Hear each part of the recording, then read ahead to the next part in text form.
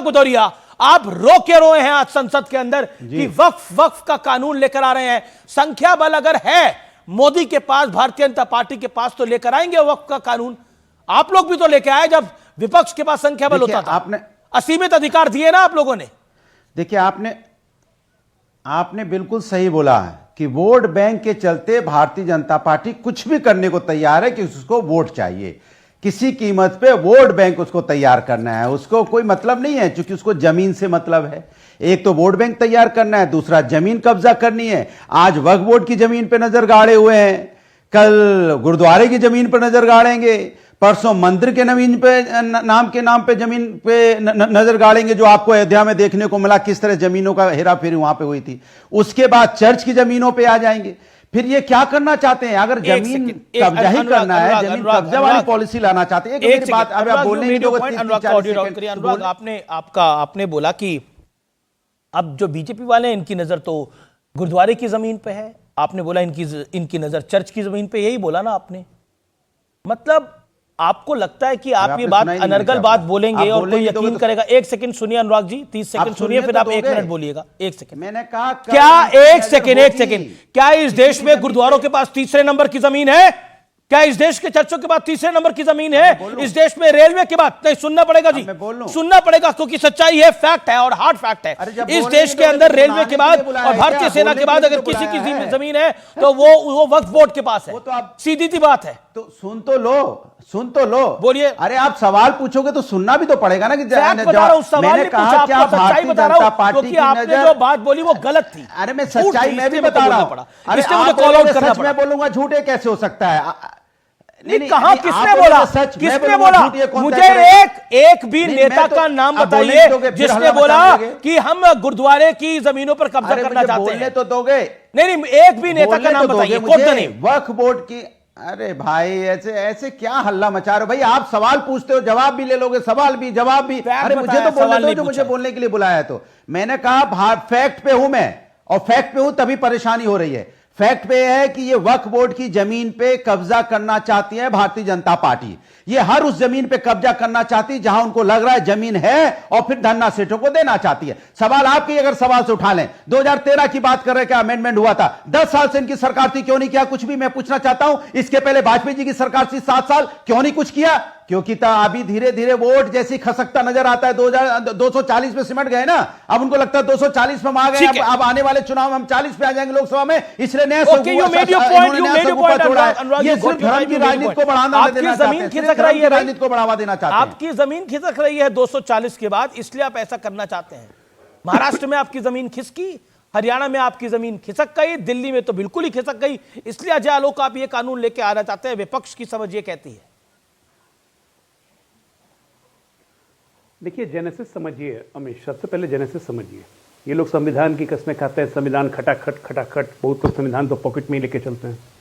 संविधान में जब संविधान बना, क्या बाबा साहब ने संविधान में वक्फ को रखा था? नहीं रखा था। क्या थी ये चिड़िया? कोई चिड़िया नहीं थी। मौलाना जवाहरलाल नेहरू को ये ख्याल आया कि तुष्टीकरण और मार्क्सिज्म का एक्सट्रीम स्टेप क्या होगा, तो ये वक्फ एक्ट इंट्रोड्यूस किया गया 1954 में। पंडित नेहरू, नहीं एक त्रुटि है, मैं माफ करिए रोक रहा हूं। आपने तो मौलाना नेहरू तुष्टीकरण है, ये तुष्टीकरण इसलिए मैंने मौलाना कहा, भाषा शैली भारतीय जनता, मैंने मौलाना जानबूझ के बोला है, मैंने जानबूझ के मौलाना बोला, जैसे मुल्ला मुलायम कहते हैं, तो मैंने मौलाना नेहरू बोला भाई, मैंने मौलाना नेहरू जानबूझ के बोला, क्योंकि लाने की जरूरत नहीं थी और ये जानबूझ के लेके आए, ये जानबूझ के लेके आए। बीच में बोलेंगे निरंतर बोलते हैं, ऐसे नहीं चलेगा। ओके, आपका ऑब्जेक्शन है, मैंने वो ऑब्जेक्शन पहुंचा दिया। Okay, Ajay Alok, doctor Ajay Alok. Objection की रखा, अपने ऑब्जेक्शन को अपने ये जेब में रखे। मैं कहता रहा हूं, मैं जानबूझ के, मैंने कहा है मौलाना जवाहरलाल नेहरू ने ये जानबूझ के काम किया, क्योंकि तुष्टीकरण और मार्क्सिज्म का ये एक्सट्रीम स्टेप था। किसी इस्लामिक देश में वक्फ नहीं है, एक हिंदुस्तान छोड़ के। क्या जरूरत थी इसकी? कोई जरूरत नहीं थी। 64 में आपने इसे स्ट्रेंथन किया, 81 में स्ट्रेंथन किया, 84 में स्ट्रेंथन किया, 95 में तो आपने हद ही पार कर दी, सेक्शन 40 इंट्रोड्यूस कर दिया इस वक्त में। मतलब रुमाल पे कपड़ा डाला, वो जमीन मेरी। अभी देखिएगा आपके डिबेट में लोग आएंगे, कहेंगे जो नया पार्लियामेंट बना है वो भी वक्फ का है, ताजमहल वक्फ का है, ये तो कोर्ट कह चुका है। अति कर दिया। अब ये आइए वक्फ की जेनेसिस समझिए। वक्फ क्या है? वक्फ से आम मुसलमानों को क्या फायदा है? अंडा। आम मुसलमानों की जमीन हड़पता है वक्फ, गरीब मुसलमानों की जमीन हड़प लेता है वक्फ। अगर किसी मुसलमान दंपत्ति को बच्चा नहीं है, वो अपनी संपत्ति अपने भतीजा भतीजी किसी को देना चाहते हैं, तो नहीं, वक्फ, उनकी संपत्ति वक्फ में चली जाएगी। ऐसे ऐसे नियम बनाए हुए इस वक्त में। संशोधन क्यों नहीं होना चाहिए भाई? जिसको मनाएगा वो जमीन उठा लेगा। आप अपील भी नहीं कर सकते हैं, वक्फ के ट्रिब्यूनल में ही जाइए, हाईकोर्ट में चैलेंज आप नहीं कर सकते हैं। क्यों नहीं संशोधन करेंगे इसमें? दूसरी बात, ये वक्फ चला कौन रहा है? पूरे देश में सेंट्रल वक्फ बोर्ड, शिया सुन्नी को छोड़ के प्रदेश को मिला दीजिए, 30 वक्फ बोर्ड है। इसका हैंडलर कौन है? कभी आपने लिस्ट देखा है 30 वक्फ बोर्ड और सेंट्रल शिया सुन्नी का? इसके हैंडलर वही 200 मुसलमान नेता हैं जिनके पास ये पूरी वक्फ की संपत्ति, जो रो रहे हैं आप कह रहे हैं। नियम ये है कि 30 साल से ज्यादा लीज पे आप नहीं दे सकते हैं। ये वो रो रहे हैं क्योंकि उनकी जमीन छीनी जाएगी। असुद्दीन ओवैसी 3000 करोड़ से ज्यादा की वक्फ की जमीन हैदराबाद में कब्जा करके बैठे हुए, मॉल बन रहा है उस पर। मॉल चैलेंज नहीं कर सकते आप। इनके ये आजम खां 7000 करोड़ रुपए की उत्तर प्रदेश में वक्फ की जमीन हथिया के बैठे हुए थे। 4000 करोड़ की जमीन उसमें सरकारी थी, योगी आदित्यनाथ जी ने वापस ली, ऑडिट करवाया यूपी में पहली बार। झूठ नहीं बोल रहे हैं, ये ऑन रिकॉर्ड है, ऑन रिकॉर्ड बोल रहा हूं। जब नहीं पता दिया पता कीजिए, पहली बार यूपी में वक्फ का ऑडिट हुआ। उसके बाद आइए, चलिए जरा मुंबई, सारे मुसलमान नेताओं ने ये वक्फ की जमीन हथिया के उसमें कुंडली मार के बैठे हुए हैं, इसलिए यही चिल्ला रहे हैं। आम मुसलमानों को कोई मतलब नहीं है, वो चाहते हैं, हम क्या चाहते हैं? इस वक्त से मुस्लिम विधवा है उसको सपोर्ट मिले, मुस्लिम बच्चे जो पढ़ नहीं पाते हैं उनको सपोर्ट मिले।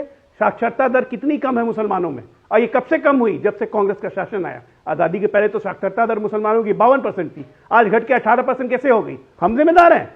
कौन जिम्मेदार है इसके लिए? नहीं, सच्चर कमेटी की रिपोर्ट में ये इसका जिक्र नाटक है। करते हैं, ये सारा पार्लियामेंट में ड्रामा वही नेता लोग कर रहे हैं जिनके पास वक्फ की संपत्ति है। नहीं, बहुत आपने बहुत ही कुछ वैलिड पॉइंट्स को रखा है और कुछ फैक्चुअल पॉइंट्स को रखा है। मैं उस पर आता हूं, लेकिन विवेक आर्य आपके पास आना चाहता हूं। देखिए, इसमें तू मैंने का मामला नहीं है, मुझे लगता है इस पर इंटेलेक्चुअल चर्चा जरूर होनी चाहिए। मैंने डिटेल्स निकाली कि वक्फ बोर्ड की संपत्ति पर आपत्ति कितनी है और केस कितने हैं।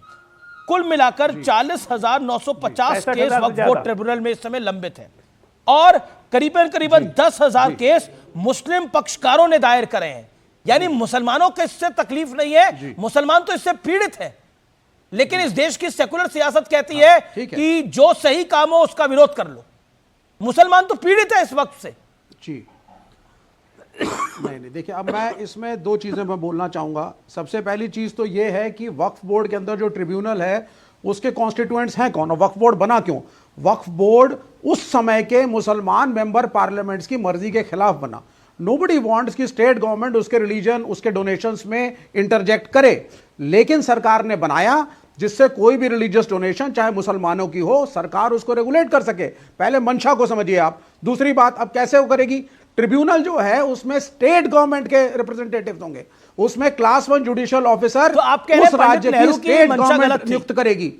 हाँ, नहीं, मंशा गलत नहीं थी, उनकी मंशा सेकुलर थी, लेकिन जो अब जैसे कि नहीं, आप देखिए बहुत सी चीजें प्रोग्रेसिव होती हैं, लेकिन अब जैसे संघ ने जो है हिंदू बिल जो लाया गया था उस वक्त उसका विरोध किया था संघ ने, और जनसंघ ने किया था, आरएसएस ने भी किया था।